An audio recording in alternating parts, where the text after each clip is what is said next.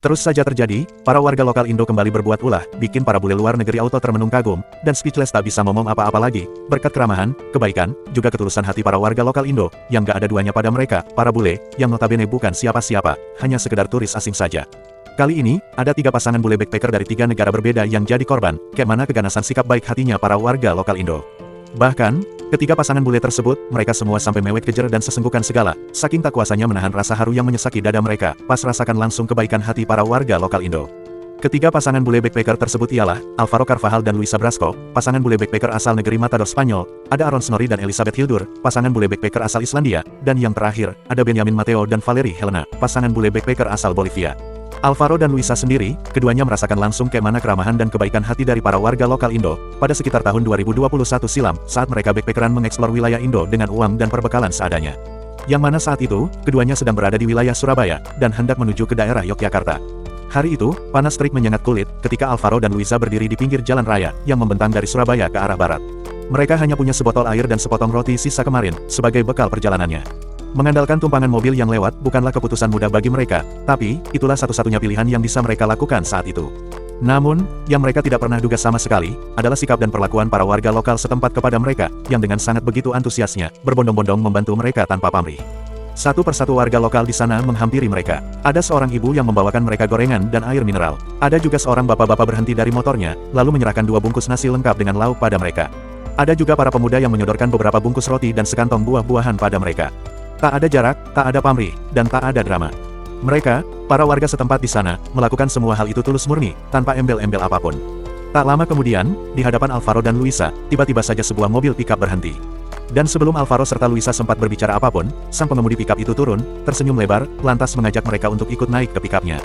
Di saat itulah, Alvaro dan Luisa, keduanya tak kuasa lagi membendung air matanya, dan secara spontan, mereka langsung mewek sesenggukan.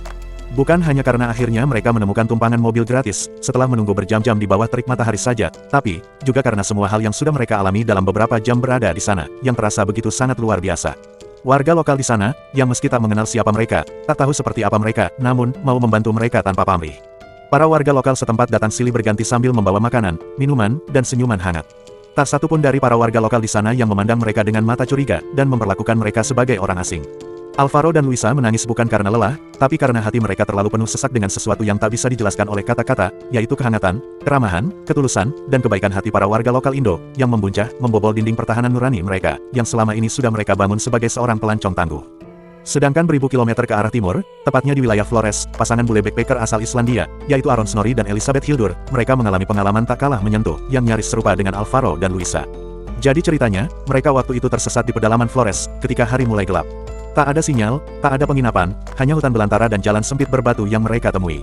Di tengah kebingungan tanpa tahu arah dan tujuan, tiba-tiba, seorang lelaki tua warga setempat muncul, lalu begitu saja menawarkan mereka untuk menginap di rumah kayunya yang sederhana. Akhirnya, Aaron dan Elizabeth pun ikut menginap di rumah si lelaki tua itu. Bahkan, tak cuma semalam saja, mereka berdua malah numpang nginap di rumah lelaki tua itu hingga seminggu lamanya. Dan selama menginap di sana, mereka diperlakukan dengan sangat begitu istimewa. Mereka disuguhi makanan hangat, tidur di tempat terbaik yang dimiliki keluarga tersebut, dan sebagainya.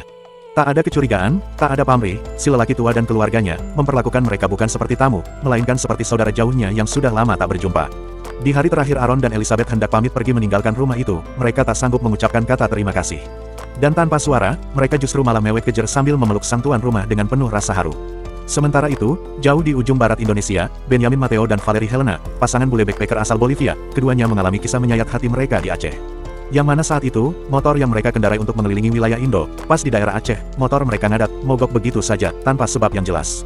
Saat mereka sedang mengutak-atik motornya, berharap agar bisa melaju kembali, tiba-tiba seorang ibu-ibu lokal Parubaya menghampiri mereka, dan tanpa basa-basi, langsung saja menawari mereka bantuan. Singkat cerita, Benjamin dan Helena pun menerima tawaran si ibu lokal itu. Motor mereka dibawa ke bengkel terdekat oleh anaknya, sedangkan Benjamin dan Helena diajak mampir ke rumahnya. Karena motornya tak bisa diperbaiki dalam sehari, si ibu lokal itu kemudian menawari Benjamin dan Helena untuk nginap di rumah miliknya, dan keduanya pun setuju. Di rumah si ibu lokal tersebut, Benjamin dan Helena mendapat sambutan hangat dari keluarga besar si ibu. Di sana, mereka diperlakukan seperti saudara oleh si ibu lokal dan keluarganya, tanpa ada rasa curiga, canggung, atau apapun itu. Ketika akhirnya hari perpisahan tiba, Benjamin dan Helena mencoba memberikan sejumlah uang kepada si ibu lokal tersebut, sebagai bentuk tanda terima kasih mereka.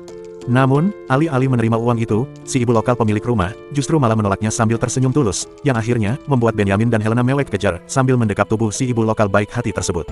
Bangsa Indonesia dengan segala macam suku, budaya dan kearifan lokal, serta keragaman penduduknya, sejatinya menyimpan satu benang merah yang sama, yang tak pernah luntur dimanapun wilayahnya, dari ujung barat hingga ujung timur, yakni nilai-nilai humanis pada diri penduduknya, yang selalu ramah, tulus, hangat, humble, welcome, supel, dan baik hati, pada siapapun orang yang datang menginjakan kakinya di tanah pertiwi, asal mereka sopan, tak macam-macam, tak banyak tingkah, pasti mereka semuanya, siapapun itu, akan dapati dan rasakan kayak mana sikap ramah, tulus, dan baik hatinya para warga lokal Indo. Dan dari Surabaya ke Flores, hingga ke pelosok Aceh, keramahan, ketulusan, dan kebaikan hati itu akan selalu hadir menyertai para warga lokal Indo. Dan bagi para bule sendiri, kunjungan mereka ke Indo, itu bukan hanya sekedar tentang liburan, petualangan, dan healing semata. Tapi, lebih dari itu, Indo adalah tempat yang mengajarkan banyak hal terutama tentang rasa humanis, keramah tamahan, ketulusan, dan kebaikan hati terhadap sesama manusia.